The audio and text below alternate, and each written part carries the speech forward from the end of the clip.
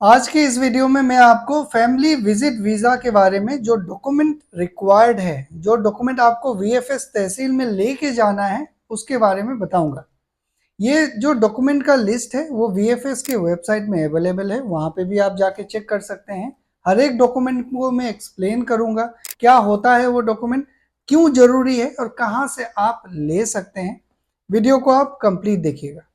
जिन लोगों को resident visa का डॉक्यूमेंट लिस्ट चाहिए या फिर इंफॉर्मेशन चाहिए, डिस्क्रिप्शन में एक वीडियो प्लेलिस्ट का लिंक है, वो सारे वीडियोस आप देख लीजिए। अगर आप ईमानदारी से वो सारे वीडियो देख लेते हैं तो आप अपना खुद का कंसल्टेंट बन सकते हैं, उतना इंफॉर्मेशन है उस प्लेलिस्ट में। ओके। और डॉक्यूमेंटेशन कंप्लीट वीएफएस में ले जाना भी इसीलिए जरूरी है क्योंकि लोग बहुत दूर दूर से जाते हैं वीएफएस में, अगर वहां से वापस भेज जाता है तो तकलीफ भी होता है, पैसे एक्स्ट्रा खर्च होते हैं अगर आप कंप्लीट डॉक्यूमेंट नहीं ले जाते हैं और वीएफएस में उसे प्रिंट करवाना पड़ता है। ठीक है, तो कंप्लीट देखिएगा। जब आप डॉक्यूमेंट बनाते हैं, प्रिपेयर करते हैं, तो एक बात का और ध्यान रखिएगा। अगर आपका 3 एप्लीकेंट है एक वीजा इनविटेशन में, या फिर 3 इनविटेशन है अलग अलग, जैसा भी है, उन तीनों का अलग अलग फाइल बनाइएगा। जो भी डॉक्यूमेंट है वो सारे डॉक्यूमेंट्स एक आदमी के लिए कंप्लीट, दूसरा के लिए कंप्लीट, तीसरा के लिए कंप्लीट। कुछ डॉक्यूमेंट्स कॉमन होते हैं, तो कई लोग क्या करते हैं कि मान लीजिए अगर वीजा इनविटेशन कॉमन है तो एक ही प्रिंट करके ले जाते हैं। नहीं, वो 3 प्रिंट कीजिएगा, तीनों का अलग अलग। नहीं तो वीएफएस वाले आपको फिर से प्रिंट करवाएंगे, 170 173 शायद उनका एक पेज प्रिंट करने का चार्ज है, तो बहुत कॉस्टली हो जाता है। तो आप 3 फाइल अलग अलग बनाएंगे, एक फाइल एक एप्लीकेंट के लिए। क्लियर हो गया? अब मैं आपको पहले लिस्ट ऑफ डॉक्यूमेंट्स बता देता हूँ, इसके बाद उसे एक्सप्लेन करूंगा। पहले आप ये जान लीजिए कि वीजा जो इनविटेशन है वहां से लेके वीजा इशुएंस तक 2 प्रोसेस होता है, 2 स्टेप में कंप्लीट होता है। पहला स्टेप कहाँ पे होता है? सऊदी के अंदर। दूसरा स्टेप कहाँ पे होता है? इंडिया में, या फिर आपका जो भी कंट्री है जहाँ पे आप वो वीजा एप्लीकेशन प्रोसेस करवाना चाहते हैं। 2 स्टेप में होता है। ठीक है, अब डॉक्यूमेंट्स आपको मैं बताता हूँ एक लाइन से। ओरिजिनल पासपोर्ट चाहिएगा एप्लीकेंट का। Okay, original passport. उस पासपोर्ट में 2 ब्लैंक पेज होना जरूरी है और मिनिमम 6 मंथ का वैलिडिटी होना जरूरी है। पहला डॉक्यूमेंट हो गया।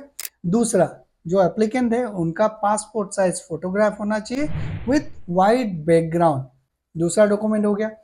तीसरा डॉक्यूमेंट आपका वीजा का इनविटेशन, जिसको बोलते हैं प्री अप्रूव्ड इनविटेशन लेटर, जो स्टेप 1 सऊदी में अप्लाई किया गया था, अप्रूव किया गया था, उसका कॉपी। सारे डॉक्यूमेंट्स ब्लैक एंड व्हाइट भी हो सकते हैं, कोई प्रॉब्लम नहीं। जो स्पॉन्सर है उसका पासपोर्ट का कॉपी, वैलिड पासपोर्ट का copy, front end last page. वो जो स्पॉन्सर है उसका इकामा का कॉपी। इकामा कॉपी आप चाहे तो अफसर से डाउनलोड करके दे सकते हैं, या फिर जो मुकीम कार्ड होता है उसका फोटो कॉपी आप दे सकते हैं। ये 5 डॉक्यूमेंट हो गया। छठा डॉक्यूमेंट ये ऑप्शनल है लेकिन मैंडेटरी है उन लोगों के लिए जिनके पासपोर्ट में स्पाउस का नाम या फिर रिलेशनशिप प्रूफ का कोई आइडेंटिटी नहीं है। अगर हस्बैंड यहाँ से अगर वीजा इनविटेशन भेज रहे हैं तो हस्बैंड कौन हुआ? वो स्पॉन्सर हुआ। वाइफ कौन हुआ? वो एप्लीकेंट हुआ। अब रिलेशनशिप स्टैब्लिश करने के लिए 2 तरीका है। पहला तरीका ये कि जो स्पॉन्सर है उनके पासपोर्ट में स्पाउस का नाम लिखा हुआ होना चाहिए, और जो एप्लीकेंट है, वाइफ है, उनके पासपोर्ट में हस्बैंड का नाम लिखा होना चाहिए। अगर ये चीज़ दोनों के पासपोर्ट में लिखा हुआ है तो ये रिलेशनशिप स्टैब्लिश हो जाता है कि स्पॉन्सर का वो एप्लीकेंट वाइफ है। उस केस में आपको क्या नहीं चाहिए? मैरिज सर्टिफिकेट नहीं चाहिए।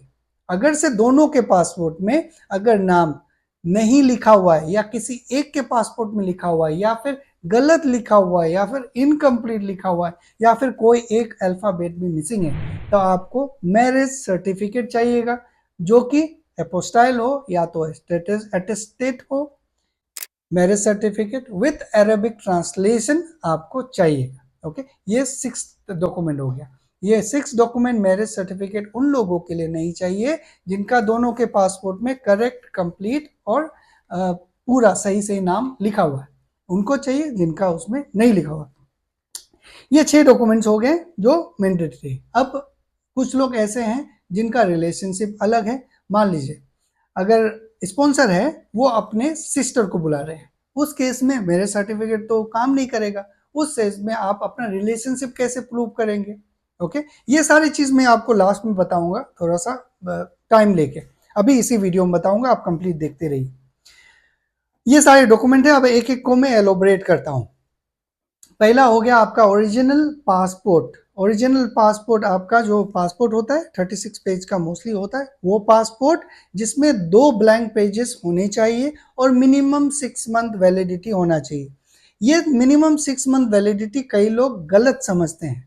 ओके, ये 6 मंथ आपका तब से होना चाहिए जब जिस दिन से आप ट्रेवल कर रहे हैं, उस दिन से आप काउंट मत कीजिएगा। जैसे कि मान लीजिए मुझे कल तो वीएफएस में सबमिट करना है और कल से 6.5 महीना बचा हुआ है मेरे पासपोर्ट में, मैं 1-2 महीने बाद वीज़ा के बाद 2 महीने बाद ट्रेवल करूंगा। वैसा अगर आपका प्लानिंग है तो आप पासपोर्ट को पहले रिन्यू करवाइए, इसके बाद आप सबमिट कीजिए, इसके बाद आप ले जाइएगा वीएफएस में। कई लोगों का ये भी प्रॉब्लम है कि भाई वीज़ा इनविटेशन तो इशू हो गया, उसमें पासपोर्ट नंबर लिखा हुआ है, लेकिन जब वीज़ा इनविटेशन इशू हो गया तो उन्होंने देखा कि भाई मेरा पासपोर्ट में तो 6 महीने से कम का वैलिडिटी है, या फिर जिस दिन मैं ट्रेवल करूंगा वो 6 महीने से कम है, तो वो पासपोर्ट रिन्यू करते हैं। तो उनको एक सवाल होता है कि भाई मेरा वीज़ा इन्विटेशन में तो ये पासपोर्ट लिखा हुआ, क्या वो पुराना जो वो जो नया पासपोर्ट है उसको लेके मैं जा सकता हूँ? बिल्कुल जा सकते हैं आप। ओके, इसलिए मैं बोलता हूँ आप लोगों को वीडियो कंप्लीट देखा करें, क्योंकि कुछ ऐसे इन्फॉर्मेशन रहते हैं जो बीच बीच में रहते हैं। आप वो नया पासपोर्ट को लेके जाइए और साथ में पुराना पासपोर्ट भी लेके जाइएगा जो आपका है, क्योंकि जो नया पासपोर्ट होता है उसके नीचे में पुराना पासपोर्ट का नंबर भी लिखा हुआ रहता है। ठीक है, तो आप पासपोर्ट ले जाइएगा। ये पासपोर्ट का क्लियर हो गया आपका। अब दूसरा फोटोग्राफ्स। फोटोग्राफ्स का साइज जो है 2 इंच बाय 2 इंच का with background, white background. Okay, clear white background होनी चाहिए। आपके कान दिखने चाहिए, चश्मा नहीं पहना हुआ होना चाहिए और कैमरा को फेस करना चाहिए, बस इतना ही रिक्वायरमेंट है।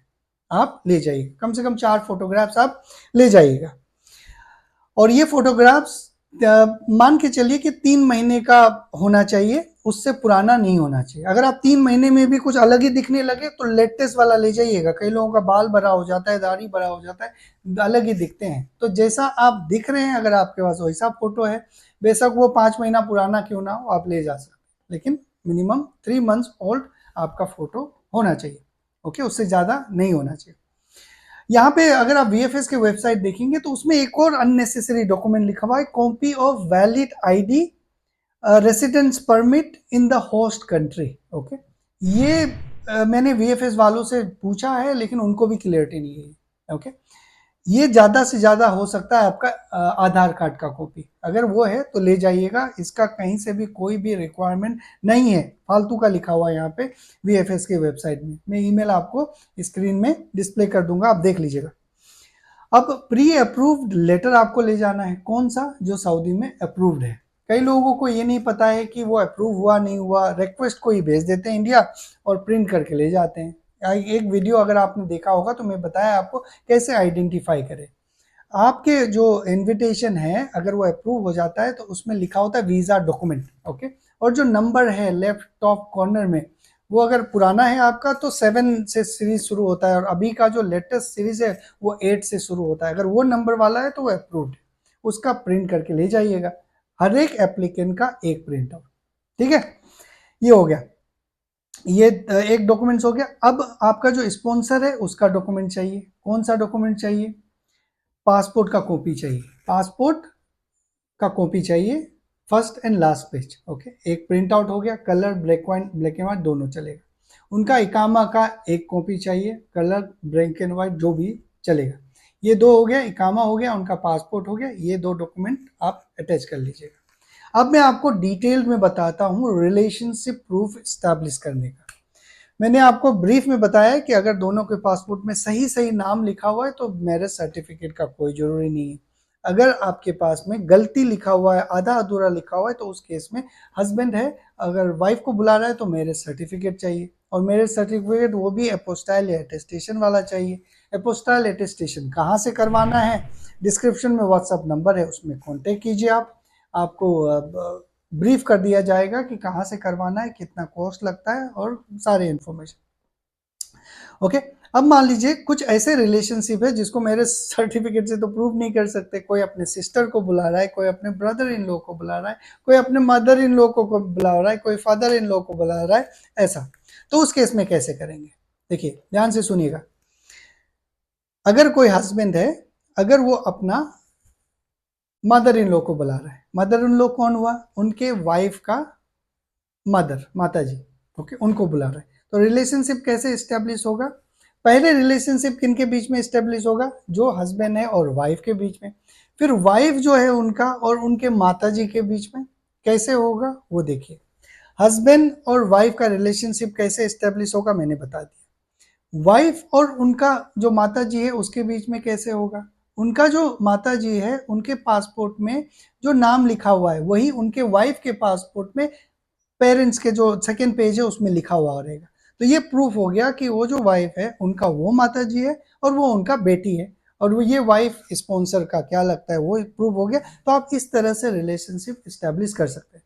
उसी हिसाब से फादर इन लॉ है तो उस हिसाब से होगा, अगर ब्रदर इन लॉ है तो सिस्टर, जो स्पॉन्सर अगर है यहाँ पे मेल है, उनका सिस्टर और उनके बीच में रिलेशनशिप स्टेब्लिश करना है, कैसे, दोनों का पेरेंट्स का नाम सेम लिखा होगा पासपोर्ट में, तो उस हिसाब से उनका और उनके बीच में रिलेशनशिप स्टैब्लिश हो जाएगा, मतलब सिस्टर का जो हस्बैंड है। ऐसे करके आप कर सकते हैं, ठीक है। थोड़ा सा कंफ्यूजन लग रहा है, लेकिन अगर आप थोड़ा कॉन्सेंट्रेट करके समझेंगे तो आपको पता चल जाएगा। एक और डॉक्यूमेंट्स का रिक्वायरमेंट लिखा हुआ रहता है, वीजा कैंसिलेशन फॉर्म, वो आपको नहीं ले जाना है, फालतू का लिखा हुआ है यहाँ पे। वीजा कैंसिलेशन फॉर्म आपको नहीं ले जाना है, बस आपको कोई भी अगर वैलिड वीजा है सऊदी का आपके नाम पे, उसका एक कॉपी ले जाइए और वहां पे डिक्लेयर कर दीजिए, बता दीजिए ऑफिशियल को कि ये वीजा है, वैलिड है सऊदी का, मैं एक दूसरा कैटेगरी में वीजा प्रोसेस कर रहा हूँ। वो उस वीजा कैंसिलेशन का प्रोसीजर फॉर्म वॉर्म फिल करके कर देगा। ओके, तो वो फॉर्म नहीं ले जाना है। आखिरी में इसको वाइंड अप करने से पहले मैं आपको बता दे रहा हूँ फिर से कि ये डॉक्यूमेंट्स अलग अलग पैकेट में अलग अलग एप्लीकेंट का पूरा पूरा आपको ले जाना है। इस तरह के जो इन्फॉर्मेशन होते हैं थोड़े से डिस्क्रिप्टिव होते हैं, डिस्क्रिप्टिव और नॉन स्क्रिप्टेड। ओके, तो ये थोड़ा सा लंबा होता है, कई लोग को पेशेंस नहीं है तो अनाप शनाप कमेंट करते हैं। आपको अगर इससे रिलेटेड कोई जेन्युइन सवाल है, वीडियो आपने कंप्लीट देखा है तो जरूर कमेंट में लिखिएगा। Thank you for watching, take care.